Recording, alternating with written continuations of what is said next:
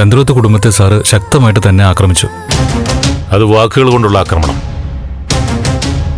ഇനി നടക്കാൻ പോകുന്നത് പ്രത്യക്ഷത്തിലുള്ള ആക്രമണം.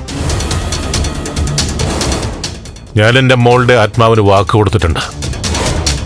ചന്ദ്രോത്ത് തറവാടിനെ തകർത്ത് തരിപ്പിടമാക്കിയിട്ട് അവിടെ ഒരു കുളം തോണ്ടുവന്ന്. അക്ഷരാർത്ഥത്തിൽ തന്നെ ഞാനത് ചെയ്യും. എല്ലാത്തിനും സാക്ഷിയായിട്ട് പ്രകാശ് ഞങ്ങളുടെ കൂടെ വേണം. ഗിരീഷേട്ടൻ വിവാഹം കഴിക്കാൻ പോകുന്നത് ആ കുടുംബത്തിൽ നിന്നാണ്.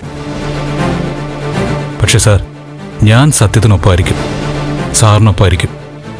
Thank you Prakash, thank you. അതിരിക്കട്ടെ സാർ, ആ നന്ദൻ എവിടെ ഉണ്ടെന്ന് അറിഞ്ഞോ? ഇല്ല. ഞാൻ പൂട്ടാതിരിക്കാനാണല്ലോ സിദ്ധാർത്ഥനെ ഇവിടെ ഒളിപ്പിച്ചു വെച്ചിരിക്കുന്നത്. പക്ഷെ പ്രകാശ്, സിദ്ധു നന്ദനെ എവിടെ ഒളിപ്പിച്ചാലും ഞാൻ കണ്ടുപിടിക്കും.